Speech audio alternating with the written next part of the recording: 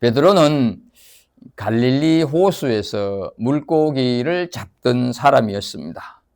호수 어느 쪽 물살이 세고 어디가 깊고 어디에 물고기들이 많은지 속속들이 알고 있는, 호수에 관해서는 훤히 꿰뚫고 있는 전문가였습니다. 그런데 어느 날 밤새도록 한 마리의 고기도 잡지를 못했습니다. 반면 예수님은 호수와 상관이 없는 목수의 일을 하셨습니다. 그런데 고기잡이 전문가인 베드로에게 깊은 데로 가서 그물을 던져라 말씀을 하십니다. 베드로는 예수님의 이 말씀을 선뜻 받아들이기 어려웠지만 예수님의 말씀을 따랐고 엄청난 물고기를 잡았습니다. 이때 베드로는 예수님 무릎 앞에 엎드려서 나를 떠나소서 나는 죄인입니다 하면서 머리를 조아렸다 하는 것을 우리는 익히 잘 알고 있습니다. 여기서 나를 떠나소서 하는 것은 몰라 뵈서 죄송합니다, 예수님이 누구신지 몰라 뵈서 죄송합니다 라고 하는 신인식, 다시 말해서 하나님을 인식했다고 하는 뜻입니다. 그리고 나는 죄인입니다 라는 고백은 물고기 잡이로 잔뼈가 굵었다고 예수님 당신을 얕잡아 본 교만한 죄인입니다 라고 하는 자아인식을 하고 있는 모습을 보게 됩니다. 그 후 예수님께서 사람 낚는 어부가 되리라 하는 이 말씀을 따라서 살았던 베드로, 그는 사명을 인식했다, 이렇게 볼 수가 있습니다. 이것은 신인식, 다시 말해서 하나님에 대한 깨달음이 있을 때만이 자아인식도 하게 되고 사명인식도 생긴다 하는 뜻입니다.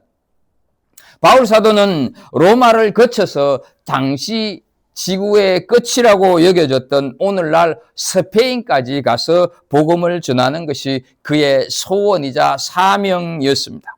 그러나 로마에서 순교함으로 그 꿈은 이루어지지 못했습니다. 그렇다고 바울 사도의 사역을 평가절하할 수 있을까? 결코 그렇지 않다 하는 것이죠. 지금도 바울 사도의 소원은 이루어지고 있습니다. 아프리카 밀림 지역은 물론이거니와 세계에서 가장 가난한 땅이었던 조선, 우리의 조선까지 복음이 전해졌고 우리는 여기에 있습니다. 바울 사도는 기독교 2000년 역사상 가장 큰 족적을 남긴 인생을 산 사람이라고 할 수가 있습니다. 그런데 이 바울 사도가 다메섹 길가에서 하나님을 인식하면서 자신이 누구인가를 자아인식을 하게 되고 이방인을 위해서 복음을 전하는 사명자로 살아갔다 하는 것이죠. 그리고 바울 사도는 감옥에 갇힌 상태에서도 에베소서 4장 4절 말씀을 우리가 잘 알고 있듯이 주 안에서 항상 기뻐하라, 내가 다시 말하노니 기뻐하라, 이렇게 우리에게 기뻐하라고 도전을 주고 있습니다. 그런데 바울 사도가 기뻐하라고 도전을 줄 만큼 그런 상황이었을까? 그렇게 즐거워할 현실이 그에게 있었을까? 아니었다 하는 것이죠. 감옥 생활을 하면서 우리에게 항상 기뻐하라, 내가 다시 말하노니 기뻐하라, 이렇게 말씀을 하고 있는 것이죠. 어떻게 그 현실이 감옥 속에 있으면서도 불구하고 기쁨이 가득한 목소리로 그런즉 이에 대해서 우리가 무슨 말 하리요? 더 이상 말이 필요 없다, 죽어도 여한이 없다, 이 말을 외칠 수 있었을까 하는 것이죠. 우리는 지난 시간에 그런즉 이 일에 대해서 우리가 무슨 말 하리요? 이렇게 하면서 더 이상 우리가 구원받은 것에 대해서 누가 왈가왈부할 수가 없다 하는 말씀을 살폈습니다. 어떻게 이 바울 사도가 그런즉 이 일에 대해서 우리가 무슨 말 하리요? 이런 더 이상 나는 할 말이 없다, 이 말을 할 수가 있었을까? 그것은 다른 것이 아니라 복음 때문이었다. 예수님 때문이었다 하는 것이죠. 예수 믿고 구원받은 사실이 자신의 고통스러운 환경과 상관없이 자신의 현실과는 별개로 기쁨이 너무 커서 환경이나 현실의 괴로움을 이기기에 넉넉하다 하는 찬송을 부르는 그 간증을 하고 있는 것이, 그런즉 이 일에 대해서 우리가 무슨 말 하려 하는 뜻이라는 것을 지난 시간에 살폈습니다. 자신의 말할 수 없는 기쁨의 근거를 철저히 구원에 두고 있습니다. 하나님에게 두고 있다 하는 것이죠. 자신에게 두지 않았습니다. 하나님을 기준으로 자신을 보고 있다 하는 것이죠. 그런데 우리는 자꾸 내가 기준이 되어서 하나님을 봅니다. 그러다 보니 기쁨이 없고 불평이 있고 원망과 후회를 하게 된다 하는 것이죠. 오늘 읽은 우리는 이 본문을 통해서 하나님을 기준으로 자신을 보는 바울 사도가 어떤 기쁨을 선포하고 있는지, 어떤 기쁨을 간증하고 있는지 지난주에 이어서 오늘 본문을 살피면서 로마서 8장을 끝내도록 하겠습니다. 먼저 보게 되면 바울 사도는 자신이 받은 어렵다 하심에 훼손을 받지 않는다고 하는 기쁨을 찬양하고 있는 것입니다. 다시 말해서 죄가 우리의 구원을 허물지 못한다 하는 찬양, 그런 간증을 하고 있다 하는 거죠. 33절을 보면 누가 능히 하나님께서 택하신 자들을 고발하리요 어렵다 하신 이는 하나님이시니 말씀을 합니다. 우리는 분명 과거의 죄인이었습니다. 오늘도 죄인이며 또 앞으로도 계속 죄를 짓게 될 것입니다. 그러니 내가 하나님의 자녀가 맞아라는 생각이 들 때가 많이 있지 않습니까? 이에 대한 대답으로 바울 사도는 하나님이 우리를 어렵다고 인정을 하시는데 누가 우리를 죄인이라고 고발할 수 있겠느냐? 누가 우리를 죄인이라고 공격할 수 있겠느냐? 아무도 못한다 하는 것이죠. 도둑이 제발 드린다고 하는 말을 우리는 알고 있습니다.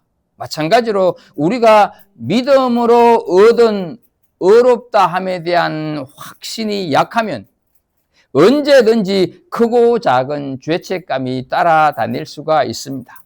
더욱이 우리는 살면서 자이든 타이든 죄를 짓게 되면 내가 진짜로 용서받았고 구원받았다 하는 그 믿음이 흔들릴 때가 있다 하는 것이죠.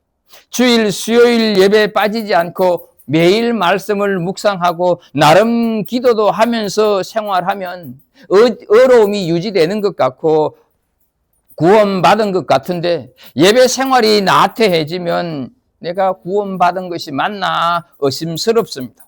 기도 생활이 없고 말씀대로 살지 못하면 죄책감이 드는 것이 사실입니다.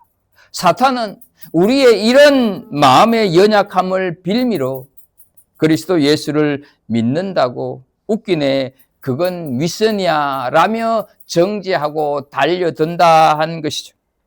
따라서 이름에도 나는 어렵다 하심을 받고 구원받은 사람이야 라고 말하는 것이 오히려 뭔가 이상하게 느껴질 때가 있습니다. 죄를 지었는데 어렵다 하는 것은 말도 안 돼, 구원은 없어 라고 말을 해야 정상처럼 느껴집니다. 수시로 범죄를 하는데도 나는 어렵고 내가 받은 구원은 없어지지 않아 라고 한다면 잘못된 사람처럼 생각이 듭니다. 그러나 하나님께서는 그게 아니라고 말씀을 합니다. 그럼에도 불구하고 우리의 구원은 훼손받거나 허물어지지 않는다고 말씀을 하는 것이죠. 그러니 우리의 구원을 의심해서는 안 된다 하는 거죠. 정말로 조심스러운 말씀이지만 설령 내가 캥기는 데가 있어도 우리의 구원은 영향이 없다 하는 것이죠. 상식으로 잘 이해가 되지 않고 인간의 논리로 계산하면 충분히 오해할 여지가 있습니다. 불신자들은 그런 우리들을 보면서 궤변을 늘어놓는다고 폄하하기도 할 것입니다. 그러나 우리가 이 정도의 오해를 받을 만큼 자신의 구원을 확신하지 못하면 어렵다 함을 받은 것, 구원받은 것, 그것을 다시 점검해 볼 필요가 있다 하는 것이죠.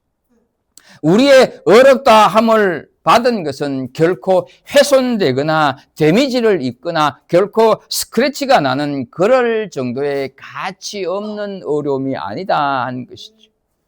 언젠가 청년들과 성경 공부를 하면서 구원의 확신이 있는가를 물었습니다. 대부분의 청년들은 확신한다고 말을 하는데 한 형제가 아주 상기된 얼굴로 얼굴락풀굴락 하면서 저는 구원의 확신이 있다고 대답 못하겠습니다. 구원의 확신이 있다면 세상에서 제대로 살아야 하지 않습니까? 예수 믿는 사람답게 살지도 못하면서 구원의 확신 운운하는 것은 정말 꼴불견입니다 라고 말을 했습니다. 어때요? 이 말에 대해서 어떻게 생각을 하십니까? 사실 예수 안 믿어도 법 없이 사는 사람이 있는가 하면 예수 믿는데 삶이 엉망인 사람 많이 있습니다. 그런 의미에서 볼 때 이 형제의 말이 일리가 있습니다. 그러나 조금 전에 말씀을 드렸던 것처럼 구원의 기준은 내가 아니라 하나님이라고 하는 것을 우리는 기억해야 합니다. 하나님의 말씀이 기준이므로 이 청년의 그 말은 틀린 것이다 하는 것이죠. 지식인들이 빠지기 쉬운 자기 함정입니다. 우리가 어렵다 함을 받은 근거, 구원의 확신의 기준은 우리의 행위가 아니라 하나님이기 때문에 그렇습니다. 우리의 행위에 따라서 어렵다 함을 받고 구원의 확신을 가진다고 하면 우리는 죽을 때까지 불가능하고 이 세상 누구도 어렵다 함을 얻지 못합니다. 그래서 에베소서 2장 8절 9절에서 하나님은 이렇게 말씀을 하십니다. 너희는 그 은혜에 의하여 믿음으로 말미암아 구원을 받았으니 이것은 너희에게서 난 것이 아니요 하나님의 선물이라. 행위에서 난 것이 아니니 말씀을 합니다. 어렵다 함을 얻고 구원받는 것은 하나님이 주신 것이지 우리의 행위가 아니라는 것입니다. 물론 여기서 우리가 조심해야 될 것은 내가 이미 구원을 받았으니 막 살아도 괜찮다고 하는 면죄부를 말하는 것이 결코 아닙니다. 구원받았으니 나는 막 살아도 된다고 하는 것 때문에 요즘 기독교가 욕을 먹고 그리스도인들의 손가락질 받고 있다 하는 사실을 우리는 기억해야 합니다. 그러나 비록 우리의 은행에 모순이 있다 할지라도 우리의 생활에 흠이 있고 깨끗이 못한 부분이 있다 할지라도 우리의 구원, 우리의 어렵다 하심은 훼손받지 않습니다. 바울 사도 자신은 완벽해서 어렵다 하심을 받고 고발당하지 않을 거라고 했을까요? 그렇지 않다 하는 것이죠. 그래서 우리가 잊지 말아야 하는 것이 있습니다. 하나님이 나를 사랑하시고 내 편인데 누가 감히 나를 비판하며 누가 나를 심판할 것이냐, 이것을 우리는 먼저 생각을 해야 하는 것입니다. 그래서 우리가 공부했듯이 로마서 8장 1절에 보게 되면 그러므로 이제 그리스도 예수 안에 있는 자에게는 결코 정죄함이 없나니라고, 어렵다 함을 받은 사실은 결코 훼손될 수 없다고 하는 종지부를 찍고 있는 것을 보게 됩니다. 더욱이 33절에 고발하리오라고 하는 이 말 속에는 하나님의 사랑이 전제가 되고 있다고 하는 것을 기억해야 합니다. 하나님께서 사랑하신다는데 이유가 없다는 뜻입니다. 내 모습이 이 모양 이 꼴이라도 하나님이 나를 사랑한다는데 왜 정죄하느냐, 이런 말이죠. 그렇습니다. 나는 사랑을 받았고 지금 사랑을 받고 있고 내가 이 자리에 있고 예수를 믿고 있는 것입니다. 조그만한 의를 행했다고 하나님이 나를 사랑하고 또 죄를 지었다고 하나님이 징계할 것이라고 하는 눈치 교인이 우리가 되어서는 안 되는 것입니다. 조금 실수했다고 도망가려 하거나 조금 선한 일을 했다고 자랑할 필요도 없는 것입니다. 이래도 저래도 하나님은 우리를 사랑하심으로 우리의 구원에는 변함이 없습니다. 우리가 믿는 것은 하나님이 나를 사랑한다고 하는 그것을 믿습니다. 그러므로 내가 나를 정죄할 필요도 없습니다. 사탄은 항상 우리를 괴롭히며 너는 죄인인데 하나님 앞에 설 수 있겠느냐 정죄를 합니다. 이때 우리의 대답은 누가 고발하리요? 하나님이 나를 사랑하셔서 어렵다 하시고 구원을 허락해 주셨는데 무슨 말이냐? 이게 우리의 자신 있는 대답이 되어야 한다 하는 것이죠. 자, 그러면 이렇게 우리가 담대할 수 있는 그 확정, 이렇게 우리가 자신 있게 말할 수 있는 확정이 무엇일까? 오늘 본문 34절을 좀 읽어보겠습니다. 누가 정죄하리요? 죽으실 뿐만 아니라 다시 살아나신 이는 그리스도 예수니 그는 하나님 우편에 계신 자요 우리를 위하여 강구하시는 자신이라 말씀을 합니다. 여기 이 한 절을 가만히 보게 되면 네 가지를 확정하고 있는 것을 보게 됩니다. 첫째는 예수님께서 나를 대신해서 십자가에 죽으셨습니다. 그분의 죽으심이 사실인 이상 구원이 절대 훼손될 수 없다는 것입니다. 둘째는 우리를 어렵다 하시기 위해서 살아나셨다, 부활하셨다는 것입니다. 그분이 나를 위해서 살아 계시는 이상 내가 버림받을 수가 없는 것입니다. 셋째는 오늘도 하나님 우편에 앉아 계십니다. 여기서 우편은 오른쪽을 가리키는 말이 아닙니다. 가장 영광스러운 보좌에 계시면서 곧 심판주로 오실 분을 뜻하는 것입니다. 우리의 구원을 다 이루시고 성천하셔서 보좌에 계시는데 우리의 구원이 없어지지 않는다 하는 것이죠. 네 번째로 우리를 위해서 중보하고 계십니다. 그분이 나를 위하여서 십자가에 돌아가셨고 오늘도 나를 위하여 강구하고 계시는데 감히 누가 나를 고발할 것이고 누가 나를 정죄할 것이고 누가 나를 심판할 것이냐. 이 담력, 이 믿음이 우리의 답이 되어져야 한다 하는 것이죠. 잘 이해를 하면서 우리는 신앙생활을 해야 합니다. 결코 이미 구원받았으니 세상에서 마구잡이로 살아도 상관없다 그런 뜻이 절대로 아닙니다. 우리를 어렵게 하시기 위해서 예수님께서 죽으시고 다시 살아나셨기 때문에 우리의 구원에 관해서 우리의 어려움에 관해서 토를 달 사람이 아무도 없다 하는 것이죠. 우리의 행위에 따라서 구원이 왔다 갔다 하지 않으면 어렵다 함을 받은 것에 훼손되지 않는다 하는 것이죠. 이것이 바울 사도의 기쁨이었고 이것이 우리의 기쁨이고 우리 기쁨의 근거. 그래서 우리는 이 땅을 살아가면서 이 기쁨을 가지면서 살아가고 신앙생활을 해 가야 한다 하는 것을 우리는 첫 번째로 배울 수가 있습니다. 두 번째로 바울 사도가 어떤 기쁨을 간증하고 있느냐? 어떤 환난도 우리가 그리스도의 사랑에서 끊어지지 않는 기쁨을 바울 사도는 선포를 하고 있습니다. 35절, 36절을 보면 누가 우리를 그리스도의 사랑에서 끊으리요? 환난이나 공고나 박해나 기근이나 적신이나 위험이나 칼이라. 기록된 바 우리가 종일 주를 위하여 죽임을 당하게 되며 도살당할 양같이 여김을 받나이다 함과 같으니라 말씀을 합니다. 이 35절과 36절을 보게 되면 상당히 무서운 상황들을 나열하고 있습니다. 세상을 살면서 우리가 당할 수 있는 두려움이 모두 열거되고 있는 것을 보게 됩니다.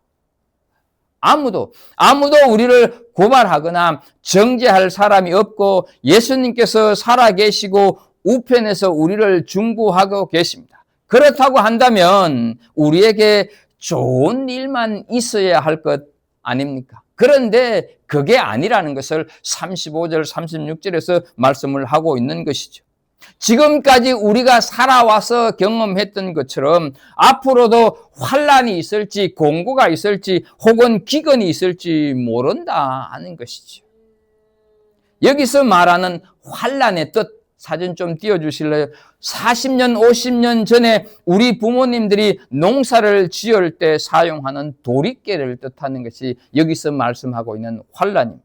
땅바닥에 마른 콩나무를 이렇게 깔아놓고 도래끼질을 하게 되면 그 콩깍지가 터지면서 그 안에서 콩들이 그냥 쏟아져 나오지 않습니까?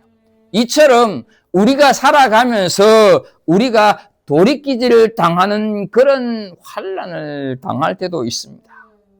여기서 말하는 공고는 정신적으로 꼼짝을 못하는 것입니다. 적신은 맨몸으로 있는 것을 얘기하는 것입니다. 얼마나 무서운 상황을 지금 바울 사도가 열거하고 있냐 하는 것이죠. 그런데 이런 것들에 직면할지라도 하나님의 사랑에서 우리가 끊어지지 않는다 하는 사실이죠. 이런 상황을 직면 전혀 하지 않을 거다 이렇게 말씀을 하는 것이 아니라 그런 상황을 직면한다 할지라도 우리는 하나님의 사랑에서 끊어지지 않는다 하는 것이죠. 자, 그런데요, 1, 2년의 환난은 견딜 수 있을지 모릅니다. 한두 달의 공고는 극복할 수 있을지 모릅니다. 한두 주의 배고픔은 참을 수 있을지 모릅니다. 그러나 수년 동안 계속되면 더욱이 언제 이런 환난이 끝날지 나아질지 모른다고 한다면 이겨낼 수 있을까? 최악의 조건에서도 끝까지 믿음을 지킬 수 있을 거라 이렇게 장담할 수가 있겠습니까? 그런데 바울 사도는 그리스도의 사랑에서 끊을 수 있는 사람이나 그 무엇은 아무것도 없다 하는 것이죠. 환난도 공고도 핍박도 기근도 적신도 위험도 칼, 이 모든 것들 어떻습니까? 바울 사도가 살면서 겪었던 당했던 환난, 당했던 박해들 아닙니까? 내가 겪고 당했지만 이겨냈다. 어떻게 이겨냈습니까? 하나님의 사랑이 가능하게 했다 하는 신앙 고백을 지금 바울 사도는 하고 있는 것이죠. 그러니 오늘을 살아가는 우리도 이겨낼 수 있다 하는 말씀입니다. 하지만 저를 비롯하여서 여기에 있는 우리 모두는 이 본문의 내용을 충분히 이해하기가 어렵습니다.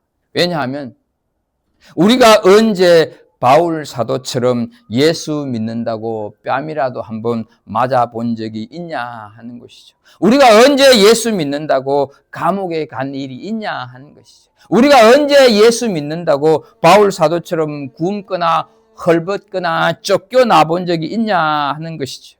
어쩌면 우리는 도리어 예수님 때문에 대접만 받았고 예수님 때문에 호강만 했는지 모를 일입니다. 그런데 바울 사도는 다 겪고 당했습니다. 그러나 이겨냈습니다. 하나님의 사랑이 그렇게 만들었다 하는 것이죠. 그래서 그 사랑을 기뻐하면서 찬양하는 것이죠. 환난보다 핍박보다 기근과 위험, 적신보다 하나님의 사랑이 더 크다 하는 것이죠. 그 더 큰 하나님의 사랑을 바울 사도는 고린도후서 1장 4절에 이렇게 찬양하고 있는 것을 보게 됩니다.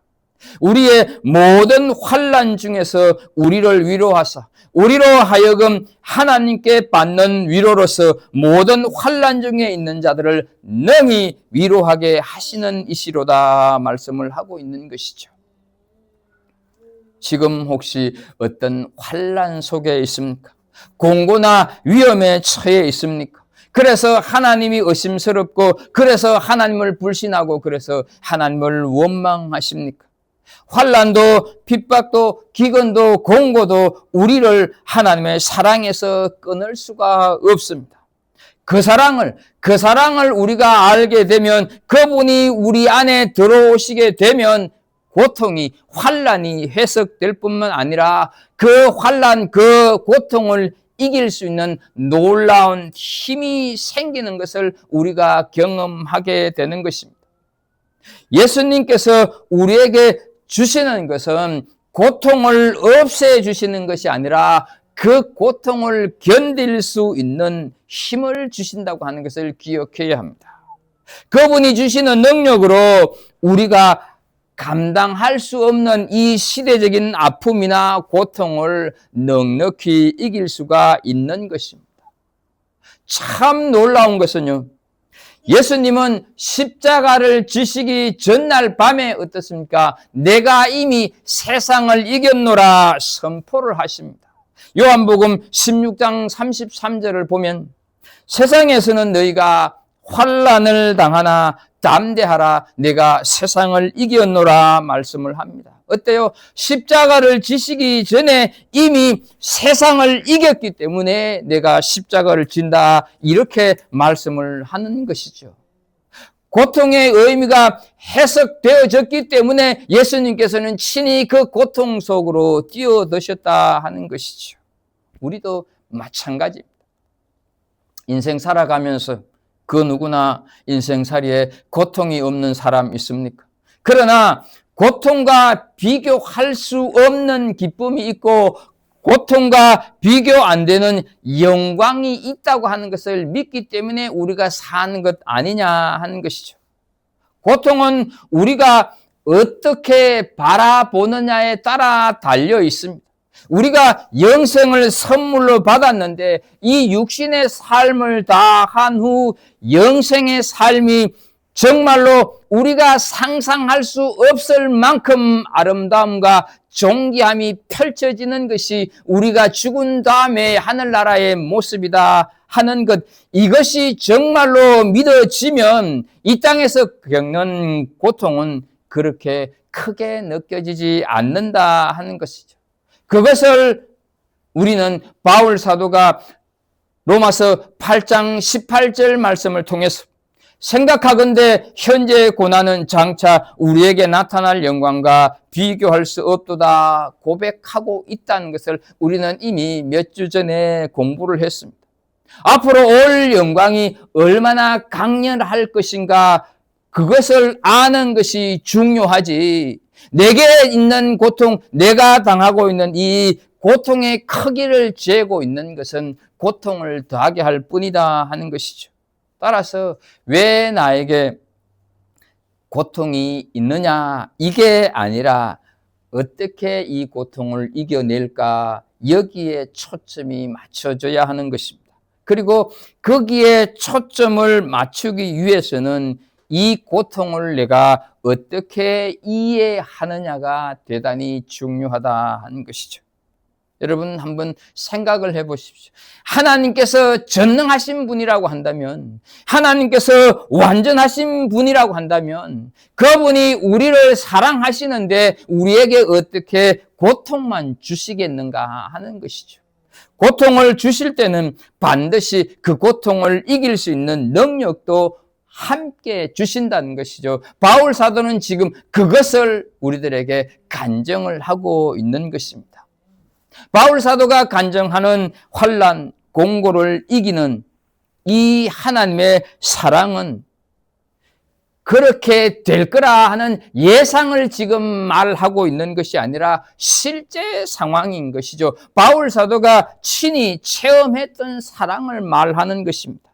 비록 우리가 주님을 사랑하는 사랑은 한 가닥 실처럼 터무니없이 약할지 모르나 주님이 우리를 사랑하는 사랑은 세상의 모든 강한 것들과 견주어도 비교할 수 없을 만큼 강합니다. 아무리 핍박이 무서워도 예수님의 사랑만큼 강하지 못하다 하는 것을 바울 사도는 알았던 것입니다. 이것을 직접 체험한 바울 사도가 또 뭐라고 기쁨으로 찬양하고 있는지 우리는 37절을 좀 보겠습니다. 그러나 이 모든 일에 우리를 사랑하시는 이로 말미암아 우리가 넉넉히 이기느니라 말씀을 합니다. 넉넉히 이긴다고, 충분하게 이긴다고 노래하는 것이죠. 그런데요, 여기서 우리가 기억해야 할 것은 내 힘으로, 우리 힘으로 이긴다고 말하지 않습니다. 우리의 믿음이 좋아서 극복한다고 말하지 않습니다. 우리를 사랑하시는 하나님 때문에 우리가 승리하고 그 하나님 때문에 우리가 충분히 이긴다고 말씀을 하는 것입니다. 그러므로 우리는 바울 사도의 이 생생한 체험을 통해서 입증된 하나님의 사랑을 그대로 우리는 받아들이고 믿어야 한다 하는 것이죠. 그런데 바울 사도는 여기에서 멈추지 않았습니다. 38절과 39절을 보면 내가 확신하노니 사망이나 생명이나 천사들이나 권세자들이나 현재일이나 장래일이나 능력이나 높음이나 기쁨이나 다른 어떤 피조물이라도 우리를 우리 주 그리스도 예수 안에 있는 하나님의 사랑에서 끊을 수 없으리라 간증을 하고 있습니다. 바울 사도의 기쁨과 감동이 절정에 달했구나 하는 것을 우리는 추측할 수가 있습니다. 하나님의 사랑이 얼마나 강한지 예수님의 십자가가 보증한다 이렇게 얘기를 하고 있는 것이죠. 바울 사도 자신의 체험에서 나오는 선포입니다.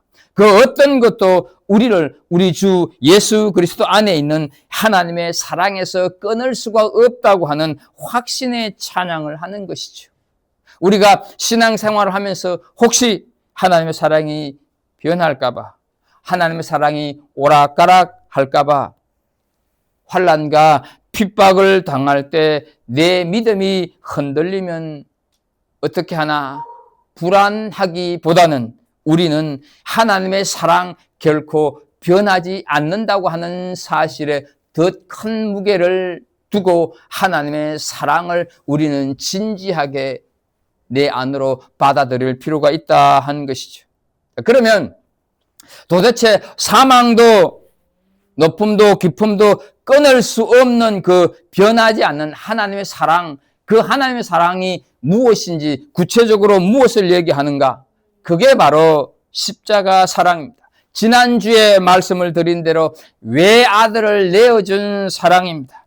외아들을 십자가에 죽도록 버리신 하나님의 사랑, 이게 복음이다 하는 것이죠. 이 사랑이 우리를 어렵다고 하셨기 때문에 아무도 고발할 수가 없고, 이 사랑이 칼 앞에도 사망 앞에서도 끊어지지 않는 충분한 능력이 된다 하는 것이죠. 나는 하나님의 사랑에서 끊어지지 않는다. 우리는 하나님의 사랑에서 끊을래야 끊어지지 않는 사랑에 묶여있는 존재라고 하는 것을 우리는 마음 깊이 새겨야 합니다.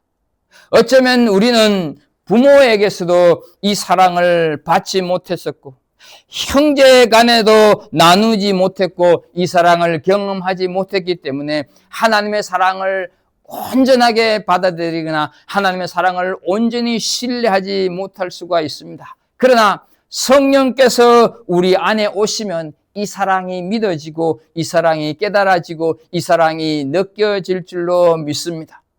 이 사랑의 본질이 하나님이라고 하는 것을 알게 된다 하는 것이죠. 그래서 어떤 환난과 공고와 박해가 오더라도 하나님의 선하신 뜻 안에서 하나님의 놀라운 구원의 역사를 이루어 간다 하는 그 믿음 때문에 고난도 웃으면서 받아들이는 것입니다. 심지어는 죽음도 기쁨으로 받아들인다 하는 것이죠. 초기 교회사를 보면 수십만이 전염병으로 죽어갈 때 병에 걸린 자식을 형제는 물론이거냐 부모마저 모른 척 내팽개치고 산으로 어디로 전염되지 않으려고 도망을 가버렸습니다. 그러나 그 당시 그리스도인들은 그 환자들을 품었습니다. 자신도 전염되어 죽을 줄을 뻔히 알면서 그들을 돌보다가 결국 그들 자신도 전염이 되었고 죽어가면서도 기쁨을 잃지 않았던 신앙인들이 참 많았습니다. 바로 하나님의 사랑 때문입니다. 지금도 혹한의 추위 속에 혹은 1년 내내 3, 40도가 오르내리는 더위를 무릅쓰고 복음 전하는 선교사들이 허다합니다. 그 이유는 하나님의 끊어질 수 없는 사랑에 묶여있는 사람들의 삶의 방식이 그것이기 때문이다 하는 것이죠. 그렇게 살다간 위인들의 삶을 히브리서 11장 36절 37절에 보게 되면 이렇게 우리에게 전해주고 있습니다. 또 어떤 이들은 조롱과 채찍뿐만 아니라 결박과 옥에 갇히는 시련도 받았으며 돌로 치는 것과 톱으로 캐는 것과 시험과 칼로 죽임당하고 양과 염소의 가죽을 입고 유리하여 궁핍과 환난과 학대를 받았으니 이런 사람은 세상이 감당하지 못하느니라. 그들이 광야와 산과 동굴과 토굴에 유리하였느니라. 이렇게 말씀을 하고 있습니다. 이 정도까지 살고 있는 사람이 있을까? 오늘날 우리 같으면 반의 반이라도 견뎠을까? 저게 어떻게 가능할까? 소름 끼칠 정도가 아닙니까? 주기철 목사님, 손양원 목사님 순교가 어떻게 가능했을까? 끊을 수 없는 이 하나님의 사랑에 매인바 되고 묶임바 된 사람들, 그 사람들은 가능하다 하는 것이죠. 이 하나님의 사랑 체험했으면 좋겠습니다. 이 은혜 좀 깨닫고 흉내라도 내면서 살아보는 것이 우리의 모습이 되어야 하지 않겠습니까? 현실에 매여서 이 사랑, 이 은혜를 모른 채 허덕이면서 마지못해서 겨우겨우 살기보다는 현실이 아무리 어려워도 너무너무 괴로워도 손에 잡히는 것 아무것도 없어도 내 원하는 바가 이루어지지 않아도 이 사랑에 감격하여서 넉넉히 이기는 삶을 우리가 살아가야 하지 않겠는가 하는 것이죠. 이 사랑 때문에 아무리 좋은 세상의 환경이 주어지고 보장되고 그것을 누릴 수 있어도 믿음이 흔들리거나 유혹당하지 않는 그런 삶을 살아내는 우리 더 체험교회 식구들이 되어야 하지 않겠는가 하는 것이죠. 예수님께서는 많은 기적을 베푸셨습니다. 그러나 예수님께서 우리 한 사람 한 사람 인간을 구원하는 길은 어때요? 기적을 베풀어서 우리 인간을 구원한 것이 아니라 그분이 십자가에서 죽는 것으로 우리를 구원하셨다 하는 것이죠. 인생이 아무리 힘들고 피곤하고 고통스러워도 기쁨으로 살아갈 수 있는 하나님의 이 사랑 보여잡고 기쁨으로 살아갈 수 있는 우리들, 하나님께서는 모든 것들을 다 합력하여 선으로 바꾸십니다. 우리를 하나님의 사랑에서 끊을 것은 아무도 없습니다. 우리의 구원을 고발할 자는 그 어떤 그 무엇도 그 누구도 없다 하는 것. 우리 안에 있는 것 그저 하나님의 사랑, 하나님의 그 놀라운 사랑, 그 사랑을 붙잡고 살아가는 우리들의 모습. 그래서 그 삶의 모습들을 우리 주변으로 흘러보낼 수 있는 그런 은혜로운 삶을 사는 우리 더 체험교회 식구들이 다 되기를 예수님의 이름으로 축복합니다. 기도하겠습니다. 하나님 아버지, 오늘 우리에게 귀한 말씀으로 함께 해주셔서 감사합니다. 하나님의 사랑에서 세상의 그 어떤 것, 그 무엇도 끊을 수가 없다고 하는 것을 우리는 기억합니다. 하나님 아버지, 이것이 성경에 기록된 말씀뿐만 아니라 그 말씀이 내 안으로 들어와서 그 말씀이 내 삶을 움직일 수 있는 그런 놀라운 능력이 되게 해주시고 그 능력을 가지고 우리가 이 세상을 살아가게 해 주옵소서. 정말로 하나님의 사랑, 그 어떤 것도 끊을 수가 없다고 하는 것을 실제 삶 속에서 보여주면서 살아가는 우리 더 체험교회 식구들 다 되게 하여 주옵소서. 예수님의 이름으로 기도하옵나이다. 아멘.